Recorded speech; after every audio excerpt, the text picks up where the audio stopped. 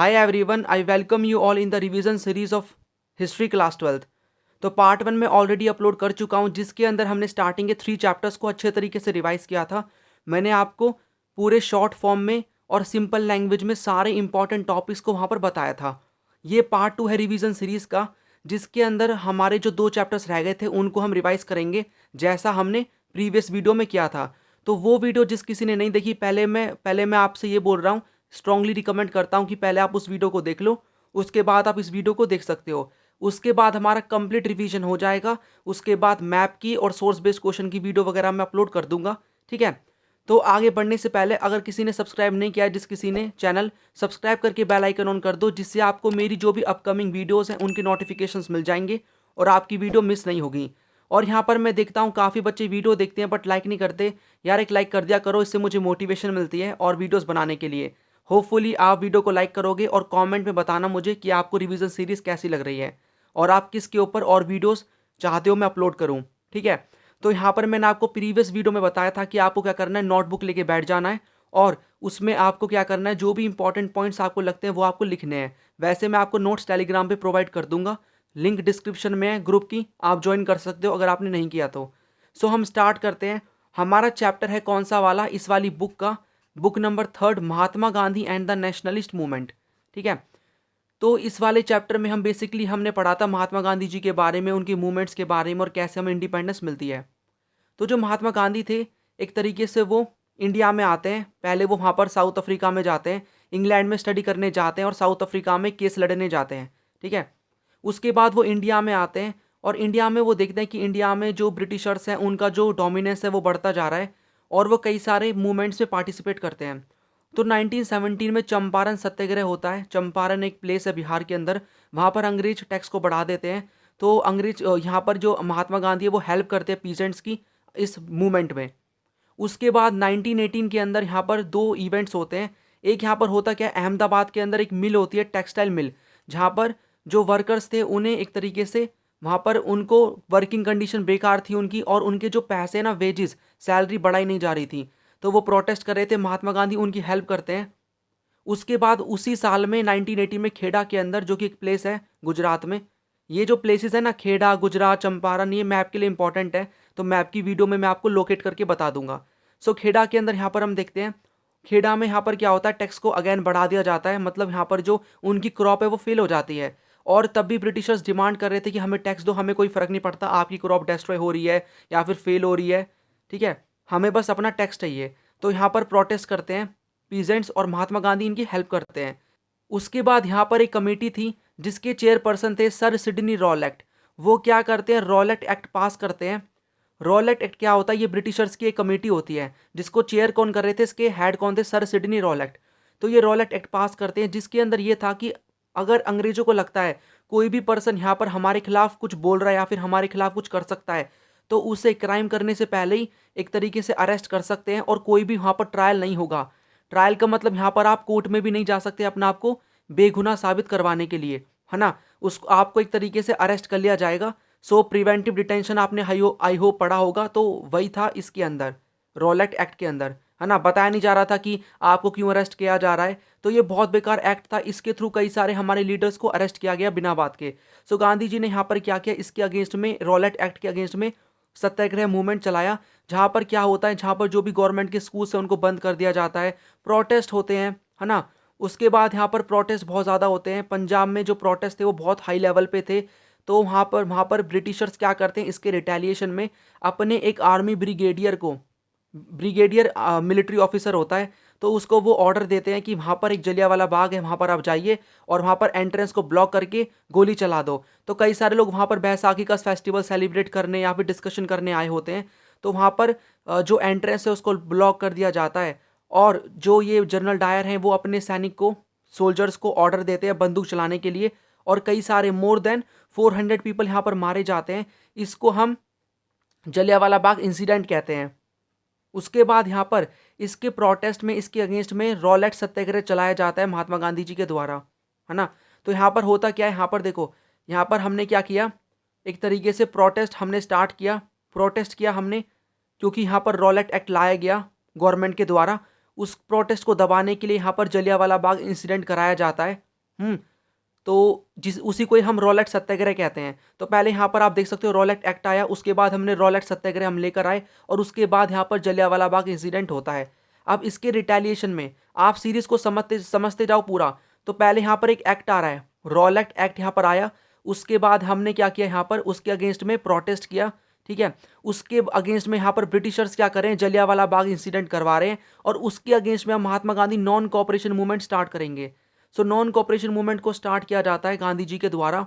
यहाँ पर ये बोला जा रहा है महात्मा गांधी जी के द्वारा पब्लिक में कि अंग्रेजों के जो भी लॉज हैं उनको फॉलो मत करो, उनको तोड़ दो, अब हम उनके साथ मिलके नहीं चलेंगे, कोऑपरेट नहीं करेंगे। तो यहाँ पर इंडियंस क्या करते हैं, जो भी ब्रिटिश गुड्स होते हैं, कॉलेजेस होते हैं, रिलीजियस इंस्टीट्यूशंस होते हैं, कोर्ट होते हैं, हर किसी को बॉयकॉट कर देते हैं कि अब हमें इसका बहिष्कार करना है, हमें इनको फॉलो नहीं करना। So Indians were asked to stop attending schools, colleges, law courts, tax भी पे नहीं करने, नॉन कोऑपरेट मतलब कि हमें उनके साथ मिलके नहीं चलना, है ना। उसके बाद यहाँ पर क्या होता है, एक और मूवमेंट स्टार्ट होता है, दैट वाज खिलाफत मूवमेंट। देखो खिलाफत मूवमेंट की स्टोरी मैं आपको थोड़ा बहुत बता दूं। यहाँ पर होता क्या है, ओटोमन एम्पायर यहाँ पर जो वर्ल्ड वॉर फर्स्ट है उसमें हार जाता है और यहाँ पर Ottoman Empire World War first में हार जाता है। तो यहाँ पर ब्रिटिशर्स क्या करते हैं, उसकी जो पावर है ओटोमन एम्पायर की वो छीन लेते हैं। और ओटोमन एम्पायर में जो हेड थे वो थे खलीफा। और खलीफा क्या थे, ये रिलीजियस गुरु थे जितने भी यहाँ पर मुस्लिम्स है पूरे वर्ल्ड में। अब होता क्या है, इनकी पावर ले ली जाती है और जो खलीफा है उसकी कुर्सी को ले लेते हैं ये अंग्रेज, ठीक है। और ये खलीफा क्या थे, रिलीजियस गुरु थे, यानी इनको बहुत मानते थे सारे मुस्लिम। इनकी पावर ले ली जाती है, इसलिए यहाँ पर जो भी पूरे वर्ल्ड वाइड जो मुस्लिम्स हैं वो नाराज़ हो जाते हैं, ठीक है। तो यहाँ पर नाराज़ हो गए और वो प्रोटेस्ट करते हैं against the Britishers. Mahatma Gandhi यहाँ पर देख रहे हैं कि यहाँ पर जो मुस्लिम्स हैं वो भी ब्रिटिशर्स के अगेंस्ट में है, सही मौका है ये, हमें क्या करना चाहिए, अब हमें हिंदूज और मुस्लिम्स को यूनाइट करके और जो कॉमन दुश्मन हमारे ब्रिटिशर्स हैं उनके खिलाफ उन पे हमला बोलना चाहिए। इसलिए वो क्या करते हैं, कूपल कर देते हैं नॉन कोऑपरेशन मूवमेंट को खिलाफत मूवमेंट के साथ। कूपल का मतलब जोड़ देते हैं नॉन कोऑपरेशन मूवमेंट को विद द खिलाफत मूवमेंट, ताकि यहाँ पर हिंदू मुस्लिम एक हो जाएं और हमें एक तरीके से यहाँ पर आज़ादी मिल सके कॉलोनियल रूल से। तो यहाँ पर होता क्या, गवर्नमेंट में यहाँ पर स्टूडेंट स्कूल नहीं जाएंगे, कॉलेजेस नहीं जाएंगे, लॉयर्स यहाँ पर कोर्ट नहीं जाते, फार्मर्स यहाँ पर टैक्स पे करने से मना कर देते हैं।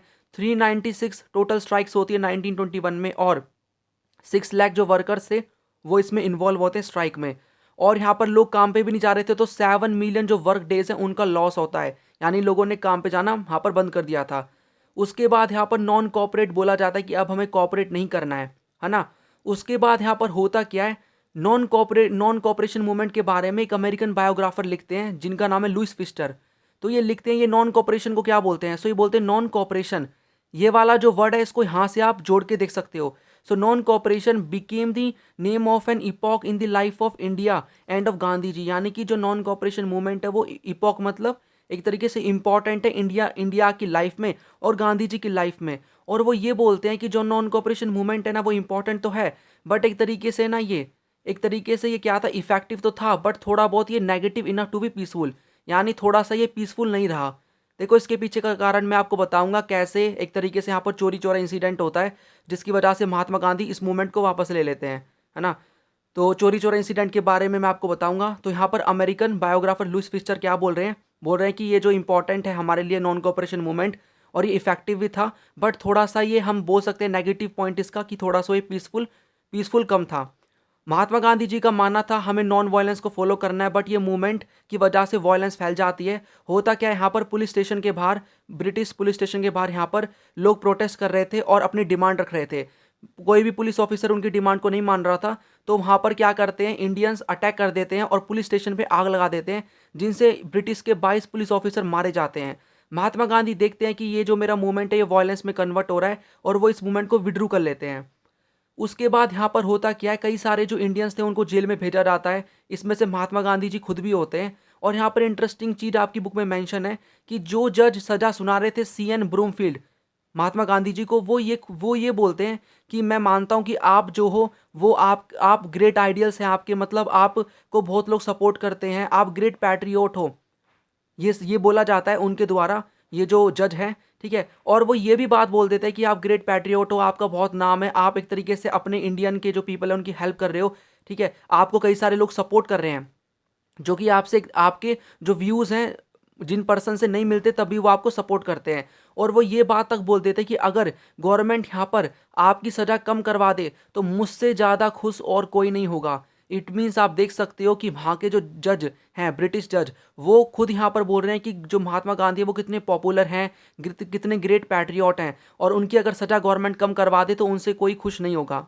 उनसे ज़्यादा। राइट। सो यहाँ पर क्वेश्चन आ सकता है कि डिस्क्राइब करना है आपको गांधी जी ने कैसे नॉन कॉपरेशन मूवमेंट को नीटेड किया, स्टार्ट किया एज अ पॉपुलर मूवमेंट, या फिर इसका सिग्निफिकेंस आपसे पूछा जा सकता है, या फिर महात्मा गांधी जी ने क्यों कूपल कर दिया नॉन कॉपरेशन मूवमेंट को विद द खिलाफत मूवमेंट ताकि यूनिटी मेंटेन रहे। ठीक है, इंपॉर्टेंट क्वेश्चन के ऊपर अलग से वीडियो लाऊंगा, बट यहाँ पर मैंने डाल दिए ताकि आप देख सको। नेक्स्ट यहाँ पर हमारा टॉपिक है कि गांधी जी वहाँ पर उस समय लीडर बनते जा रहे थे लोगों के, तो क्या है इसके पीछे के रीज़न है और किस तरीके से हम यहाँ पर इसको देख सकते हैं। सो महात्मा गांधी जी के ऐसे कौन से वर्क हैं जिनके थ्रू यहाँ पर लोग उनको सपोर्ट करना स्टार्ट करते हैं। सो 1922 में गांधी जी एक तरीके से क्या करते हैं, हमारे इंडियन नेशनलिज्म को ट्रांसफॉर्म कर देते हैं। उसके बाद यहाँ पर वो क्या करते हैं, वो एक तरीके से सिंप्लिसिटी पे फोकस करते हैं, सिंपल लाइफ जीते हैं। ठीक है, खादी कुर्ता, वो एक तरीके से खादी को वो क्या करते थे, प्रमोट करते थे। और उसके साथ साथ उनका मानना ये था कि हमें क्या करना है, डिग्निटी ऑफ लेबर करनी है। मतलब कि जो लेबर है उसकी खुद की अपनी सेल्फ रिस्पेक्ट है। हमें एक तरीके से देखो, वो क्या करते थे, चरखा पे, यहाँ पर आप इमेज देख सकते हो, चरखा पे वो काम करते थे। इनका मानना ये था कि जो हमें मशीन वगैरह आ रही है ना, उनके ये अगेंस्ट में थे मशीन वगैरह के, और इनका मानना था हमें लेबर से ही काम करवाना चाहिए ताकि उन्हें एम्प्लॉयमेंट मिले और हम सेल्फ रिलायंस हो सकें, यानी आत्मनिर्भर, किसी पे हमें डिपेंड नहीं होना है ना। और वो क्या करते थे, एक तरीके से यहाँ पर अपना दिन का कई सारा जो घंटा है, कई सारे जो यहाँ पार्ट है दिन का, उसको वो चरखा पे स्पेंड भी करते थे, स्पिनिंग व्हील, और एनकरेज करते थे और भी लोगों को कि आप भी ऐसा ही करो। उसके बाद यहाँ पर हम देखते हैं कि किस तरीके से उनकी सिंपल लाइफस्टाइल थी। उनकी सिंपल लाइफस्टाइल थी और वो पुअर पीपल की हेल्प किया करते थे। और उसके साथ साथ यहाँ पर कई सारे लोग उनको सपोर्ट करना स्टार्ट कर देते हैं, जैसे कि बड़े बड़े बिजनेसमैन यहाँ पर हम बोल सकते हैं, जैसे कि जीडी बिरला उनको सपोर्ट करते हैं, और कई सारे हाईली टैलेंटेड इंडियंस उनको सपोर्ट करना स्टार्ट करते हैं, जैसे कि महादेव देसाई। कोई भी 3-4 नाम याद रख लेना, मोर देन इनफ है। सरदार वल्लभ भाई पटेल याद रहेगा, जेपी कृपलानी, सुभाष चंद्र बोस, अब्दुल कलाम आज़ाद, जवाहरलाल नेहरू, सरोजनी नायडू, गोविंद बल्लभ पंत, सी राजा गोपालाचारी। तो यहाँ पर आप जवाहरलाल नेहरू याद कर सकते हो, JL नेहरू। उसके बाद सरोजनी नायडू आपको याद रहेगा, और सरदार वल्लभ भाई पटेल आपको याद रहेंगे। 3-4 आप नाम याद रख सकते हो। और गोविंद बल्लभ पंत, ठीक है, इनके बारे में अभी हम पढ़ेंगे लास्ट चैप्टर में। उसके बाद इनका फोकस था कि हमें क्या करना है, अनटचेबिलिटी को एबॉलिश करना है और चाइल्ड मैरिज पे फोकस नहीं करना, और हिंदू मुस्लिम की हारमनी करनी है, मतलब उनको मिला के चलना है। अगर हम उन दोनों के साथ मिलके चलेंगे, हिंदू मुस्लिम मिलके चलेंगे, तो अंग्रेजों को हम बहुत जल्दी इंडिया से निकाल के फेंक सकते हैं बाहर, और हमें इंडिपेंडेंस मिल जाएगी। ये सभी रीजंस थे जिनकी वजह से यहाँ पर जो महात्मा गांधी जी थे वो बहुत पॉपुलर बनते जा रहे थे और पीपल के लीडर बनते जा रहे थे। उसके साथ साथ उनके बारे में कुछ रूमर्स भी फैलते हैं, जिससे क्वेश्चन आ सकता है, जैसे कि wherever Gandhi ji went rumours of is miraculous power spread. Explain करना एग्जाम्पल के साथ। कौन कौन से रूमर फैलते हैं? देखो, रूमर ये फैलते हैं कि यहाँ पर इनको एक तरीके से किंग ने भेजा है, किसी किंग ने भेजा है, और ताकि हमारी प्रॉब्लम को सॉल्व करने के लिए, ऐसा बोला जाता है महात्मा गांधी जी के बारे में। उसके साथ साथ ये बोला जाता है कि जो गांधी जी की पावर है वो ब्रिटिश के जो मोनार्क है, यानी ब्रिटिश की जो उस समय की क्वीन है, उनसे भी ज़्यादा है, और ये हमें हेल्प करेंगे और हमें आज़ादी दिलवाएंगे एक ना एक दिन। ये भी बोला जाता है कि जो क्रिटिसाइज करता है महात्मा गांधी को, या तो उनके जो घर है वो गिर जाते हैं, या उनकी क्रॉप फेल हो जाती है। ठीक है, तो ये रूमर्स उस समय फैल रहे थे महात्मा गांधी जी के बारे में, और उनको कई सारे नामों से जाने जाना लगा। ठीक है, तो वहाँ पर उनको एक तरीके से they were known by variously names at that time. Gandhi Baba, Gandhi Maharaj, और simply as Mahatma Gandhi, simply Mahatma Gandhi, Gandhi ji, Gandhi Baba, Gandhi Maharaj. Various people अपने अकॉर्डिंग अलग अलग नाम से उनको जानते थे। राइट। ये थे कुछ रूमर्स जो कि फैलते हैं। 3 मार्क का क्वेश्चन बन सकता है, आपको ये 3-4 पॉइंट मेंशन करने हैं। नेक्स्ट है आप यहाँ पर हमारा टॉपिक है एक सॉल्ट सत्याग्रह, एक केस स्टडी। सॉल्ट सत्याग्रह एक केस स्टडी, इसके ऊपर मैं अलग से एक वीडियो अपलोड कर चुका हूँ, सर्च कर लेना सॉल्ट सत्याग्रह बाय ह्यूमैनिटीज़ लवर, आपको वीडियो मिल जाएगी। एक बार आप इस वीडियो को देखने के बाद आप उस वीडियो को देख लोगे तो ये जो इंपॉर्टेंट टॉपिक है ये आपका कवर हो जाएगा। ठीक है, काफ़ी इंपॉर्टेंट ये टॉपिक है। क्वेश्चन यहाँ पर 6 मार्क का बनेगा, जैसे कि the salt march of 1930 was the first event that brought Mahatma Gandhi to the world attention. Explain करना है आपको इसका सिग्निफिकेंस, इस मूवमेंट का स्वराज के लिए।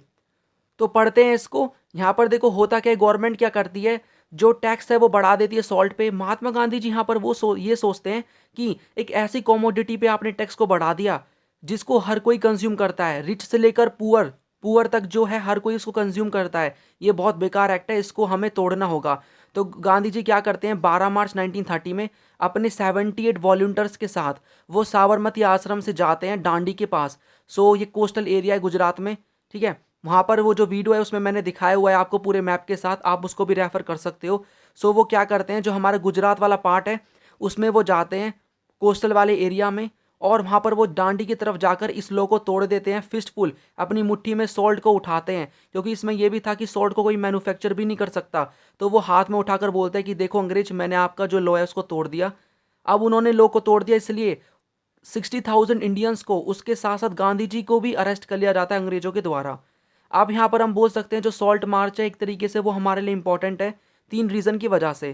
पहला यहाँ पर हम बोल सकते हैं इससे जो महात्मा गांधी थे वो पूरे वर्ल्ड वाइड फेमस हो गए थे, वर्ल्ड वाइड अटेंशन उनको मिली थी। दूसरा यहाँ पर वीमेन का पार्टिसिपेशन बहुत ज़्यादा था।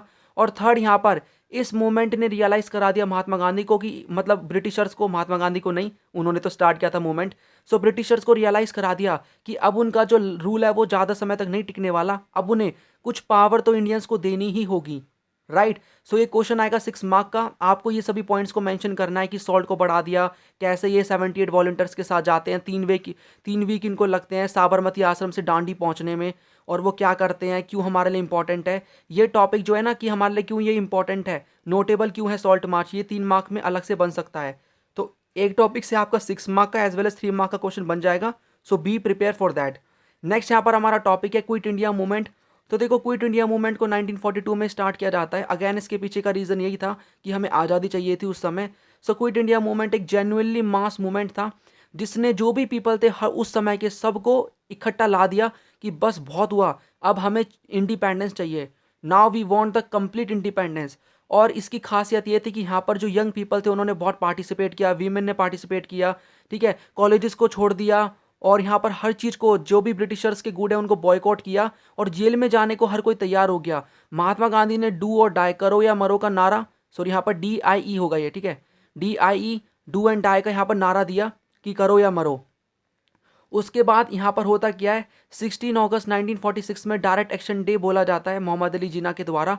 इसके अंडर ये होता है कि अब हमें पाकिस्तान चाहिए किसी भी हाल में, ठीक है। मोहम्मद अली जिन्ना बोलते हैं कि अब हमें पाकिस्तान चाहिए किसी भी हाल में, और उसके लिए हम क्या करेंगे, हम रियॉट्स करेंगे, दंगे फसाद करेंगे और प्रोटेस्ट करेंगे, ताकि हमें कांग्रेस हमारी डिमांड को एक्सेप्ट कर ले और हमें पाकिस्तान मिले। सो ब्लडी रियॉट्स होते हैं, दंगे फसाद कोलकाता में होते हैं, और रूलर जो बंगाल है वहाँ पर भी होते हैं, पूरे कंट्री में फैल जाते हैं, पंजाब में, उस समय के यूपी में। और उसके साथ साथ यहाँ पर जो हिंदूज़ हैं, मुस्लिम हैं, उनके बीच में लड़ाई बढ़ जाती हैं, राइट। तो एक तरीके से आप उस समय का सिनेरियो देख सकते हो। यहाँ पर हमें एक जगह पे हमें इंडिपेंडेंस भी चाहिए, दूसरा यहाँ पर पाकिस्तान की डिमांड उठ रही है, थर्ड हमें अपना कॉन्स्टिट्यूशन भी बनाना है।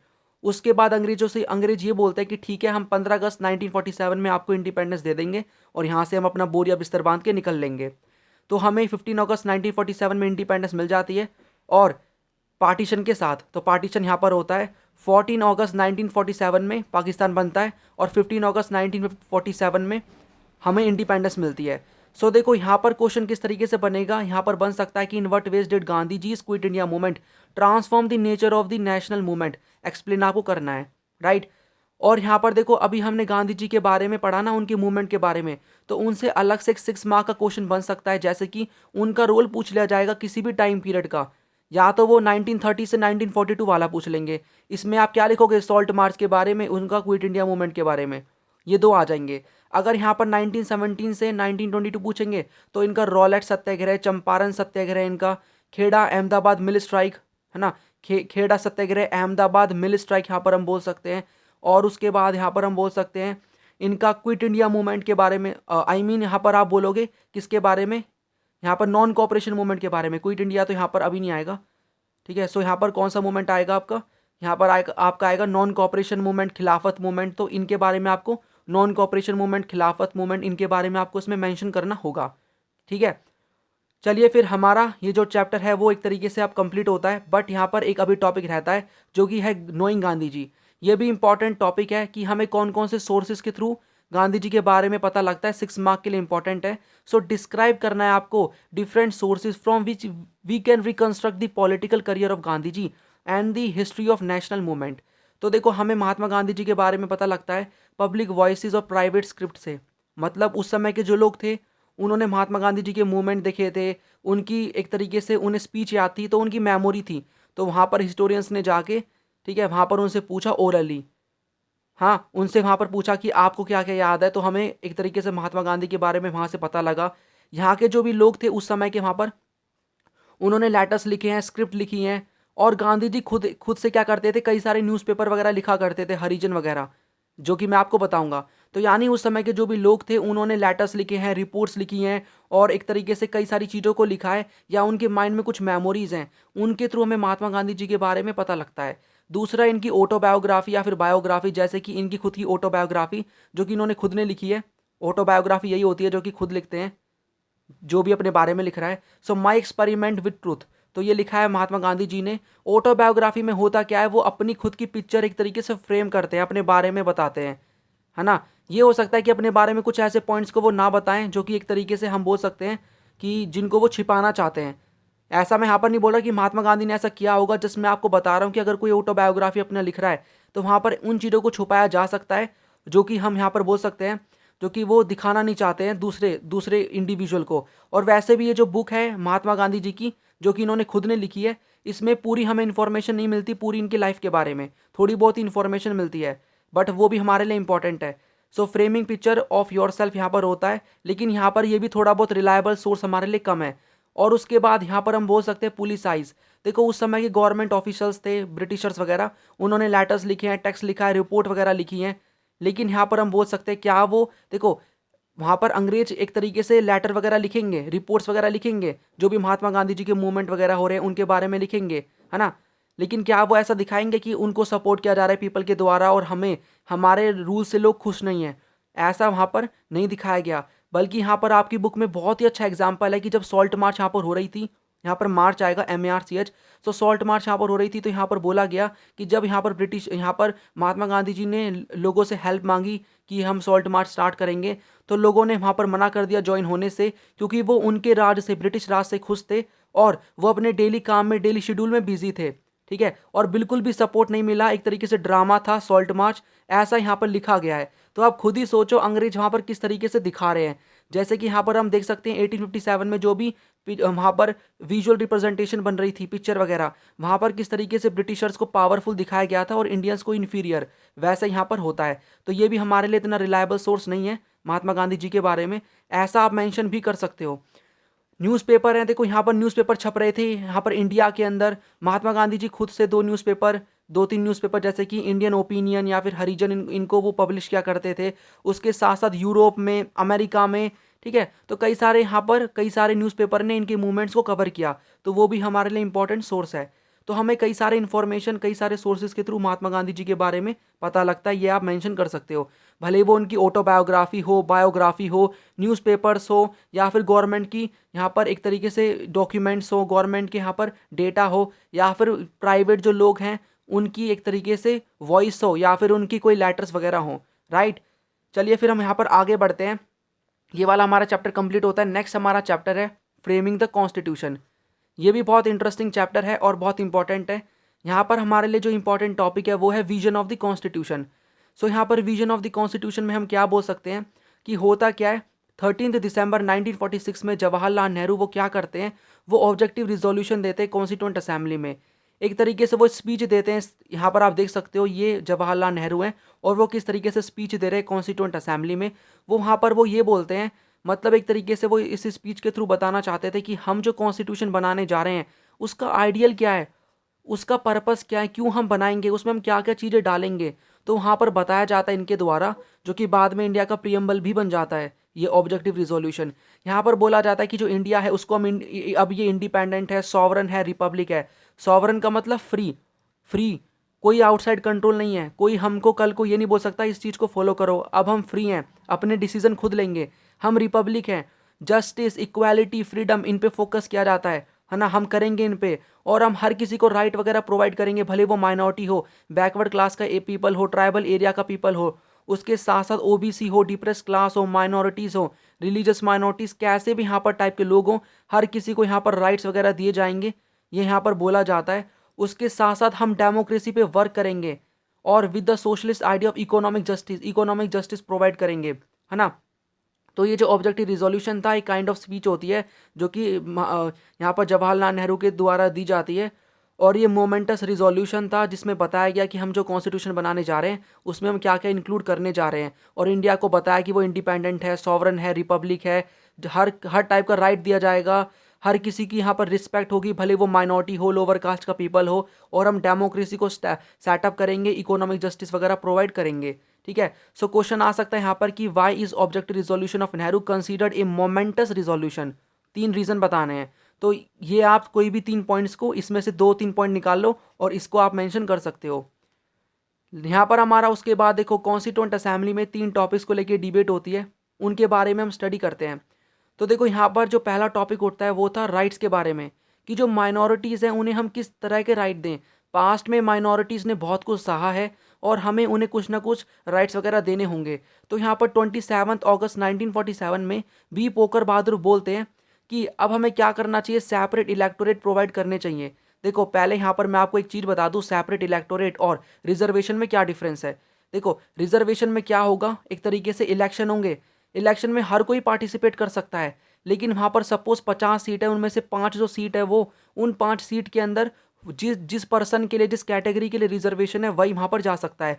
लेकिन यहाँ पर वोटिंग जो होगी वो हर कोई पार्टिसिपेट करेगा वोटिंग में, और जो रिप्रेजेंटेटिव होगा वो भी हर कम्युनिटी से खड़ा हो सकता है। On the other hand separate electorate में क्या होता है, सेपरेट इलेक्टोरेट के अंदर यहाँ पर हर किसी के अपने अलग अलग इलेक्शन होंगे। जैसे कि अगर हम किसी एक पर्टिकुलर कम्युनिटी को सेपरेट इलेक्टोरेट दे रहे हैं तो उसी कम्युनिटी को बिलोंग करने वाला रिप्रेजेंटेटिव होगा और उसी कम्युनिटी के लोग ही एक तरीके से इलेक्शन में खड़े होंगे। तो देखो यहाँ पर एक तरीके से बहुत लोग यहाँ पर बोलते हैं उस समय कि हमें सेपरेट इलेक्टोरेट देने चाहिए, जिनमें से बी पोकर बहादुर एक थे। वो ये बोलते हैं कि हमें क्या करना होगा, हमें जो माइनॉरिटीज़ है वो हैं तो हमें क्या करना होगा, इन्हें सेपरेट इलेक्टोरेट देने होंगे। और वो ये बोलते हैं कि सेपरेट इलेक्टोरेट की वजह से ही इनके एक तरीके से वॉइस आ पाएगी गवर्नेंस में, यानी गवर्नमेंट में इन्वॉल्व हो पाएंगे। उसके बाद यहाँ पर ये बोला जाता है कि एक तरीके से जब ये सेपरेट इलेक्टोरेट की बात उठती है कॉन्स्टिट्यूएंट असेंबली में तो लोग बहुत गुस्सा हो जाते हैं, बहुत लोग अपने अपने व्यूज़ को देंगे और उन्हीं व्यूज़ को आपको याद रखना है उनके नाम के साथ। देखो यहाँ पर बोला जाता है सरदार पटेल के द्वारा कि ये आप क्या बात कर रहे हो, इससे क्या होगा, ये एक पॉइजन है जो कि हमारी हमारी जो कंट्री की पॉलिटी है, हमारी जो कंट्री की बॉडी है उसमें एंटर कर चुका है, जो कि हमारे लिए बहुत बेकार होगा, हमारे नेशन को डिवाइड कर देगा, खून खराब यहाँ पर होगा। देखो इनका मानना भी ठीक था, हमें अभी अभी इंडिपेंडेंस मिली थी, हमारी कंडीशन बहुत बेकार थी।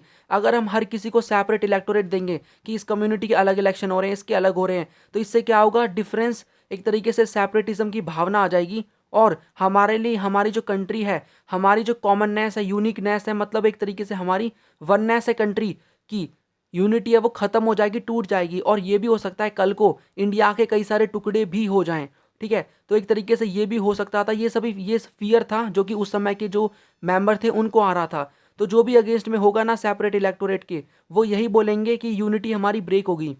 और उसके बाद गोविंद बल्लभ पंत वो ये बोलते हैं कि एक तरीके से ये सेपरेट इलेक्टोरेट हमारे नेशन के लिए नहीं बल्कि माइनॉरिटीज़, खुद माइनॉरिटीज़ के लिए भी हार्मफुल होगा। उसके बाद यहाँ पर ये बोला जाता है कि I believe separate electorate will be suicidal to the minorities, Govind Ballabh Pant ने बोला। उसके बाद यहाँ पर ऐसा नहीं कि सारे जो मुस्लिम्स थे वो चाहते थे सेपरेट इलेक्टोरेट, बेगम एजस रसूल ये चाहती थी कि एक तरीके से सेपरेट इलेक्टोरेट ना दिए जाएं, क्योंकि इससे क्या होगा, माइनॉरिटीज़ ना मेजॉरिटी से आइसोलेट हो जाएंगी, क्योंकि इनके अपने इलेक्शन हो रहे हैं, मेजॉरिटी के अपने इलेक्शन हो रहे हैं, तो प्रॉब्लम होगी कंट्री के अंदर। सो यहाँ पर बी पोकर बहादुर फेवर में थे, बाकी यहाँ पर सरदार पटेल, यहाँ फिर यहाँ पर गोविंद बल्लभ पंत और यहाँ पर बेगम एजस रसूल, ये क्या थी, इसके सेपरेट इलेक्टोरेट के अगेंस्ट में थी।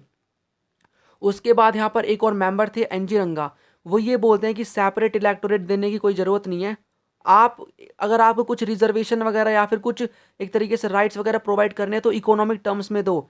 मेरे जो पीपल हैं वो एक तरीके से मेरी एक कम्युनिटी के, ठीक है, वो बहुत पुअर हैं, डाउन ट्रोडन हैं, मतलब एक तरीके से वो ये बोलते हैं कि माइनॉरिटीज़ जो आप चिल्ला रहे हो ना उसको आप रिलीजियस माइनॉरिटीज़ के बेसिस पे ना देखते हुए इकोनॉमिक टर्म्स में देखो यानी कि पुअर्स को आपको हेल्प देनी चाहिए।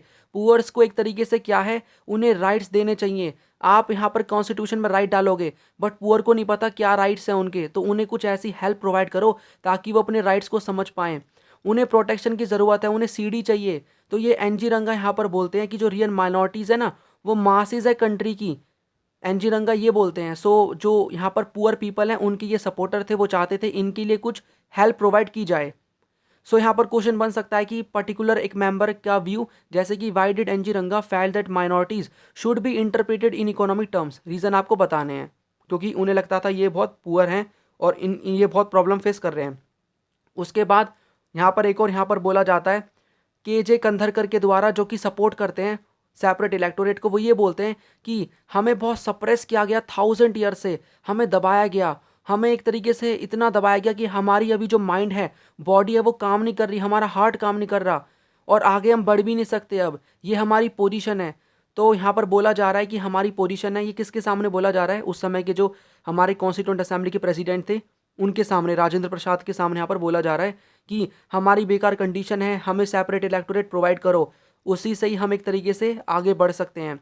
जयपाल सिंह एक और मेंबर थे, ये बोलते हैं कि आपको सेपरेट इलेक्टोरेट प्रोवाइड मत करो, बल्कि जो मेरे ट्राइबल पीपल हैं जिन्होंने पास्ट में बहुत कुछ सहा है, उन्हें आपको रिजर्वेशन देनी चाहिए।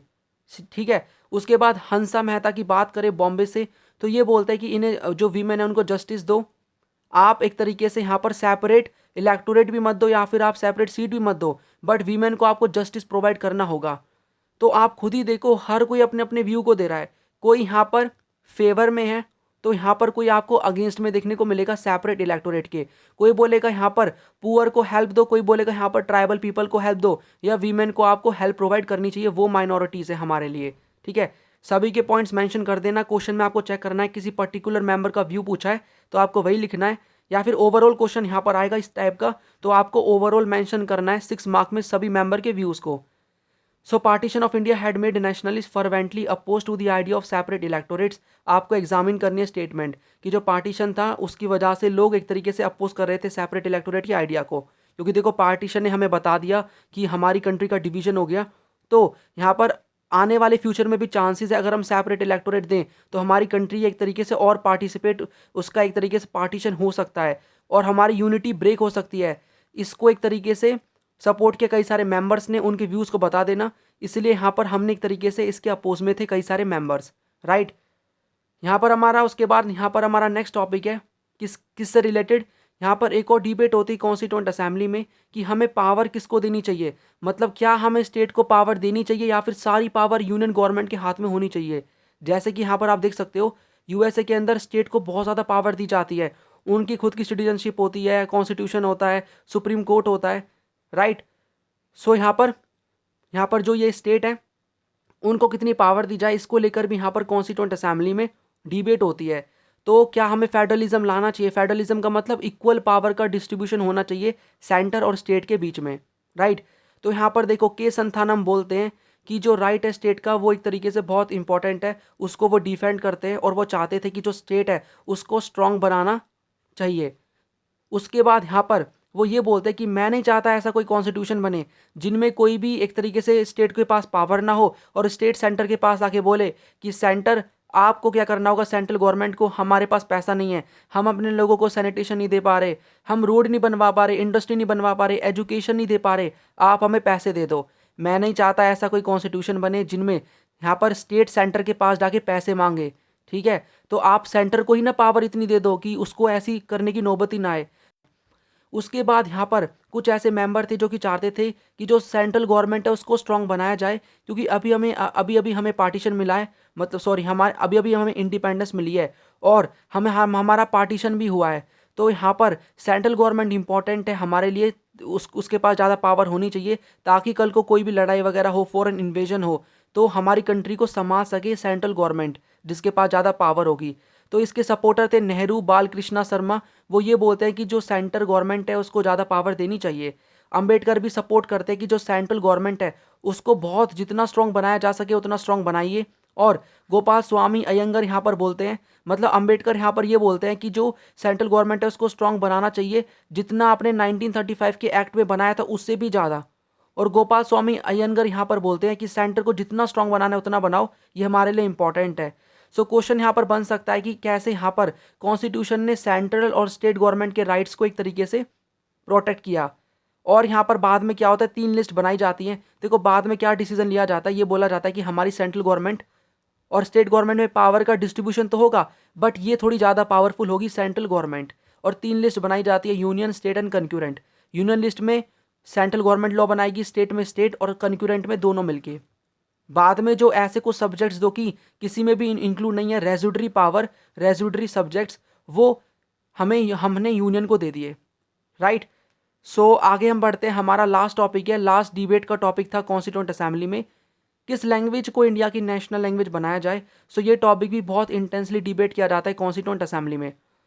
तो यहाँ पर होता क्या है, महात्मा गांधी जी चाहते थे कि जो हिंदी है उसको हर कोई अच्छे से समझ लेता है और मैक्सिमम लोग हिंदी बोलते हैं, तो हिंदुस्तानी को हमें एक तरीके से बनाना चाहिए, हिंदी को हिंदुस्तानी की, मतलब हिंदुस्तान इंडिया की नेशनल लैंग्वेज।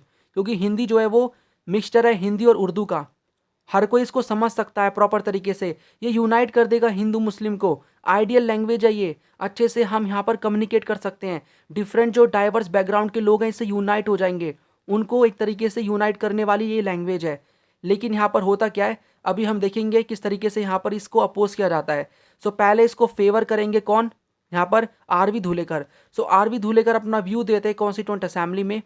वो यहाँ पर ये बोलते हैं, जो कि एक तरीके से यहाँ पर हम देख सकते हैं यूपी से ये बिलोंग करते थे, वो ये बोलते हैं कि हाँ हमें एक तरीके से कॉन्स्टिट्यूशन जो हम बना रहे हैं उसमें जो हम लैंग्वेज लिखेंगे वो हिंदी होनी चाहिए, और हम बाद में हिंदी को ये एक तरीके से अपनी नेशनल लैंग्वेज बनाएंगे, है ना।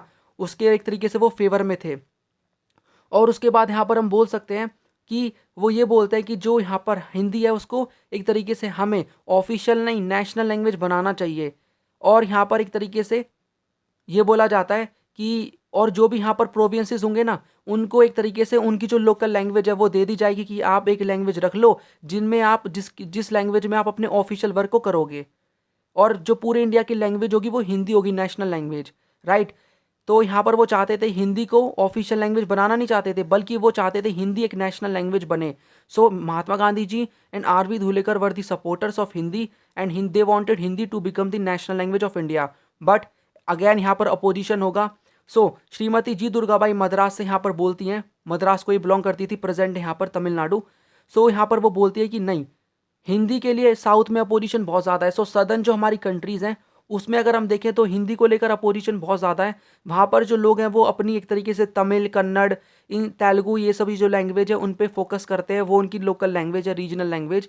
तो उन्हें क्या करना होगा, अपने पूरे सिस्टम को चेंज करना होगा। अगर हमने हिंदी को नेशनल लैंग्वेज बना दिया, उन्हें जो स्कूल हैं और क्लासेस हैं वो हिंदी में कंडक्ट करनी होंगी, अपने ऑफिसर जो हैं उनको समझाना होगा हिंदी में, उनको ट्रेनिंग देनी होगी, एडमिनिस्ट्रेशन जो वर्क होगा वो जो कि पहले बहुत पहले से ही लोकल लैंग्वेज में वहाँ पर चला आ रहा है उसको हिंदी में करना होगा। यहाँ पर हम ऐसा नहीं कर सकते, बहुत प्रॉब्लम होगी लोगों को। मेरी बात को आप समझो। तो यहाँ पर अपनी दलील दी जा रही है किसके द्वारा, श्रीमती जी दुर्गाबाई के द्वारा, कि साउथ में अपोजिशन बहुत ज़्यादा है और हिंदी को इंडिया की नेशनल लैंग्वेज नहीं बनाना चाहिए। सो यहाँ पर क्या होता है, दोनों मुद्दों को देखा जाता है और अंत में ये तय किया जाता है कि ठीक है, कोई भी इंडिया की नेशनल लैंग्वेज नहीं होगी। जी हाँ, बहुत लोग हिंदी को समझते हैं, हिंदी हमारी नेशनल लैंग्वेज नहीं है, राइट। सो हिंदी हमारी नेशनल लैंग्वेज नहीं है। यहाँ पर होता क्या है, 8th शेड्यूल के अंदर कॉन्स्टिट्यूशन के 8वें शेड्यूल में 22 लैंग्वेज को 22 जो कि प्रेजेंट है 22 लैंग्वेज है, इनको ऑफिशियल लैंग्वेज बना दिया जाता है, जिसमें प्रेजेंट है हिंदी और इंग्लिश दोनों इंक्लूड हैं, कि यहाँ पर एक तरीके से ये ऑफिशियल लैंग्वेज है। And India has no national language, इस पॉइंट को आप याद रखना। सो क्वेश्चन बन सकता है कि जो कॉन्स्टिट्यूएंट असेंबली ने कैसे लैंग्वेज कंट्रोवर्सी को सॉल्व किया। तो महात्मा गांधी जी वाला पॉइंट ऑफ व्यू आप मेंशन कर देना, क्यों वो चाहते थे हिंदी को नेशनल लैंग्वेज बनाना। दूसरा यहाँ पर हम बात कर सकते हैं आर.वी. धुलेकर साहब की, कि इन्होंने किस तरीके से सपोर्ट किया हिंदी को। और फिर इसके अपोजिशन में श्रीमती जी दुर्गाबाई, इन्होंने क्या बोला हिंदी के अगेंस्ट में, राइट, कि हिंदी को नेशनल लैंग्वेज नहीं बनाना चाहिए। सो हमने अपना जो पूरा रिवीजन है वो कर लिया। जिस किसी ने वीडियो को लास्ट तक देखा है नीचे डन लिख देना कि मैंने कंप्लीट रिवीजन डन कर लिया, क्योंकि लास्ट तक वीडियो के पहुंचना भी अपने आप में बड़ी बात है। काफ़ी बच्चे छोड़ देते हैं वीडियो को बीच में ही, राइट। सो आपने पूरा अगर वीडियो को अच्छे से समझ लिया, पूरा आपका रिवीजन हो गया, सो नीचे डन लिख देना कॉमेंट में, ताकि मैं समझ सकूँ आपने पूरी वीडियो को देखा है। अपने नेम के साथ आप लिख देना कि my name is this and मैंने रिवीजन पूरा अपना कर लिया है, इससे मुझे पता लग जाएगा, राइट। तो जिस किसी ने पार्ट 1 नहीं देखा है तो आप पार्ट 1 देख सकते हो। अब यहाँ पर जो मेरी वीडियो आएगी वो आएगी किसके ऊपर, मैप के ऊपर, सोर्स बेस्ड क्वेश्चन के ऊपर और सैम्पल क्वेश्चन पेपर के ऊपर, ठीक है। और बाद में एक स्ट्रैटेजी वाली वीडियो भी अपलोड करूंगा, स्ट्रैटेजी वाली नहीं मतलब फाइनल टिप्स जो कि आपको एग्जाम में हेल्प करेंगी जब आप फाइनल एग्जाम देने जाओगे। सो अभी काफ़ी हेल्पफुल वीडियोस आने वाली हैं। अगर आपने अभी तक चैनल सब्सक्राइब नहीं किया तो करके बेल आइकन आप ऑन कर सकते हो एंड प्लीज़ लाइक कर देना वीडियो को। एंड जिसको भी प्रॉब्लम है हिस्ट्री समझने में, जो भी आपका फ्रेंड वगैरह है, उसको शेयर कर देना वीडियो ताकि उसको भी समझ में आ जाए, ठीक है। आई होप मैं आपको अच्छे से समझा पाया हूँ। आप प्रॉपर तरीके से अगर जो आपने पार्ट 1 नहीं देखा वो देख लेना और जो भी वीडियोस फ्यूचर में आएंगे उनको अच्छे से देख लेना। मैं सभी टॉपिक्स को अच्छे से कराऊंगा, मैप हो, सोर्स बेस्ड क्वेश्चन हो और एक हम मॉक पेपर भी डिस्कस करेंगे। सो चैनल पे एक्टिव रह सकते हो, बहुत ही कॉम्प्रिहेंसिव स्टडी करेंगे एंड 40/40 का टारगेट हम लेके चल रहे हैं। We will try to achieve this target. 38 plus तो एटलीस्ट हम अचीव करने की कोशिश करेंगे, राइट। सो नेक्स्ट वीडियो में मिलता हूँ जिसमें हम मैप को डिस्कस करेंगे। 2 नंबर पूरे फिक्स करवा दूंगा मैप में, उस वीडियो के बाहर कोई भी क्वेश्चन नहीं आएगा। So you can wait that for that video. चलिए फिर मिलते हैं नेक्स्ट वीडियो में। Right now this is the end of this video. Thanks for watching and as always God bless you all.